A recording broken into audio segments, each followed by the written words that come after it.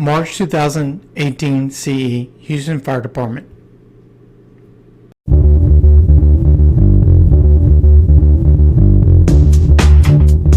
Hi, I'm Eddie Buchanan, a Division Chief with Hanover Fire and EMS in Richmond, Virginia, and a past president of the International Society of Fire Service Instructors. The fire service has been familiar with Size Up for a while now, but it's important to refresh on the basics and look at how fire dynamics research has given us more tools we can use on the initial arrival. As we know, Size Up starts long before the call comes in. Firefighters should be familiar with the construction and occupancy types that exist in their response area. Anytime new construction occurs, you should be out making site visits to observe the construction techniques and floor plans in case you have to return for an emergency. We have discussed modern fuels in previous videos, but it's still important to remember that modern fuels release more energy faster and consume more oxygen than legacy fuels. When you couple this with larger homes and open spaces within the lightweight building construction, and then put that on a smaller lot, you have a dangerous cocktail of circumstances that places firefighters and civilians at greater risk than ever before. So what does this mean when you're sizing up an incident? You can expect faster and more violent fire growth, less time to get your hand lines in position once you've opened the building, and potentially rapid changes in fire dynamics based on what you do when you arrive. These observations that we make as we go and do our 360 around the building or observing the building from the outside, traditionally, that's all we see when we first get up on the scene is the outside of the building. The research allows us to marry up that outside picture with what's going on the inside. So by looking at the research and looking at those videos, when I make a size up now, I'm looking at smoke coming out of the building, and I can better predict what's happening inside that building based on what I'm seeing on the outside. So aside from the many size up considerations that we've been familiar with for years, today we'll touch on the construction and conditions, the visible and non-visible indicators, and how we use these to locate the fire in the building. As the first arriving engine approaches the scene, they must quickly determine the type of construction involved. This begins in general terms during pre-planning and gets very specific on the arrival at the incident.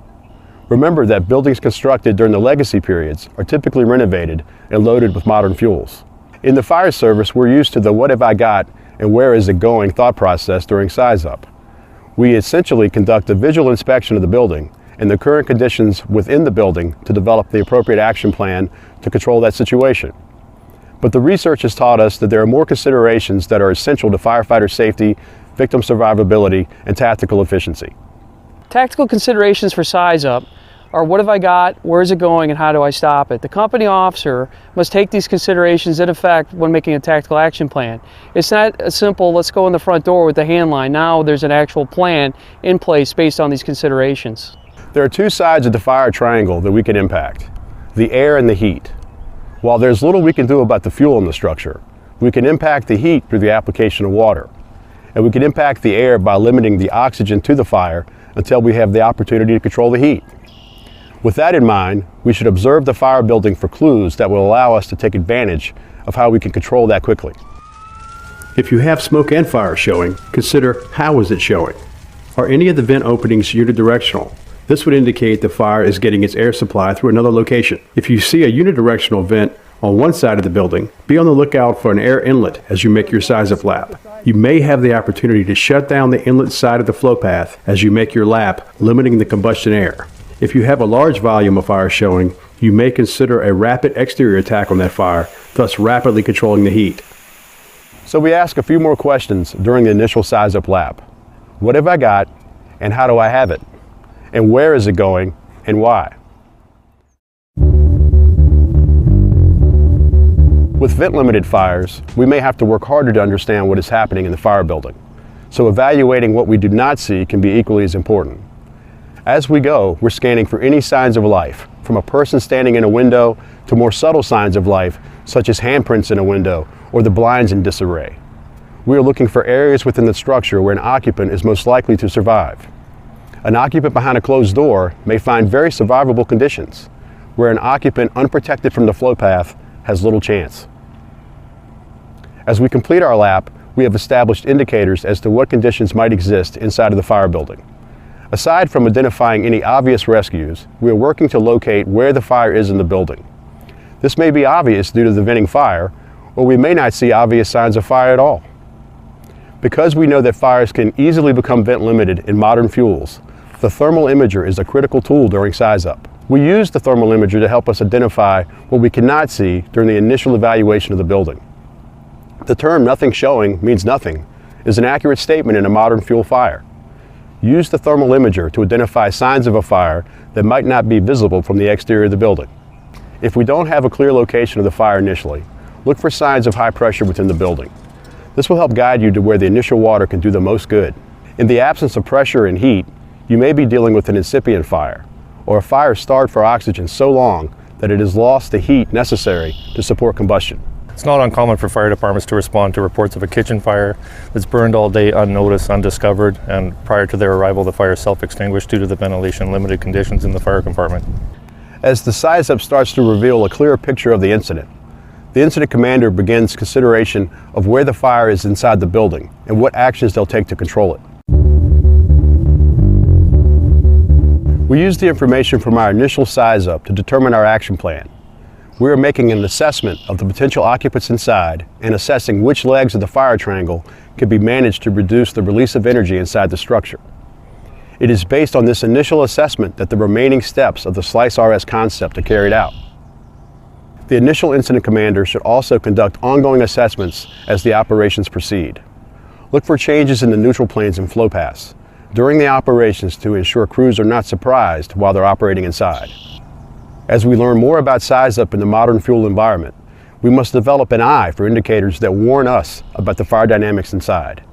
We should study as much fire footage as possible and work to identify flow paths, neutral planes, and other indicators so we can quickly see the signs that are so often overlooked in the past. This will take practice and makes for a great kitchen table drill. But with some work, we can develop our size up skills to rapidly identify potential rescues and the current status of the fire, along with how the fire will respond to our tactics. So from South Bend, Indiana, I'm Eddie Buchanan. Keep training and stay safe.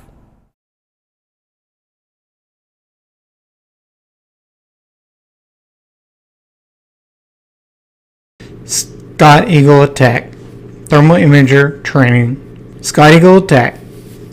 The control consists of one glove accessibility power button just below the display screen, which controls power on and off. The display provides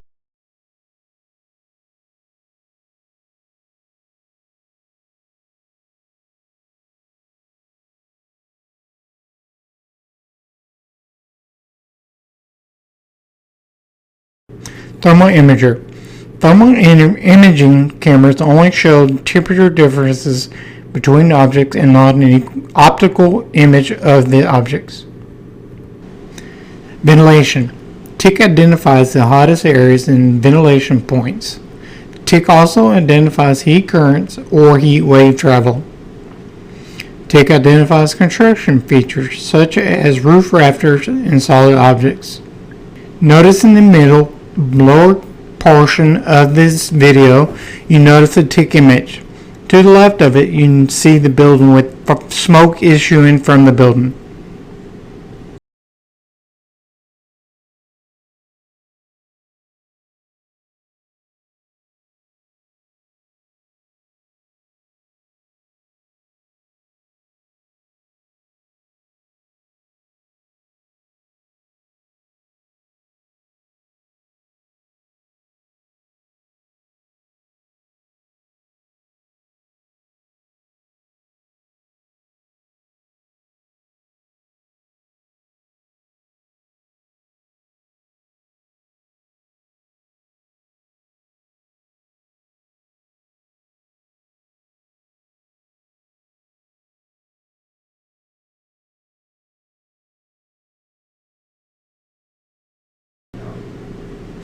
The TIC is a good tool for doing your 360. As you walk around the building, you notice that on the left you see smoke issuing from the house, and to the right you see the images from the TIC.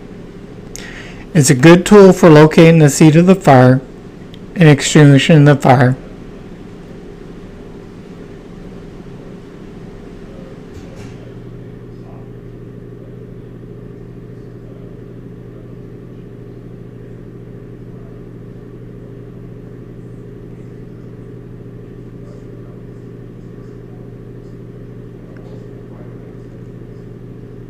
During search and rescue operations, the TIC identifies windows and exits. Never rely 100% on the TIC. Maintain orientation with the structure. The victims appear white or light gray. Scan and interpret all areas. Types of searches. 3 types of searches are commonly used in the fire departments today. Large area search is the least common used. Standard or known as team search. Oriented man search. Oriented search. During the oriented search, the focus is divided into 2 main areas. The oriented man concentrates on which area will be searched, which has already been searched, fire conditions, and how to get out in case of an emergency. The other firefighters in the crew focus solely on searching. Since 2003, the lack of properly used thermal imaging cameras has been recognized by NIOSH as an avoidable factor contributing to firefighters' injuries and deaths, and the fact that a thermal imaging camera was available but not used was cited in the 2005 NIOSH report as contributing factor to the 2004 line of duty deaths of Houston firefighter Kevin Kilo, the 2009 deaths of Captain Harlow and firefighter Hobbs.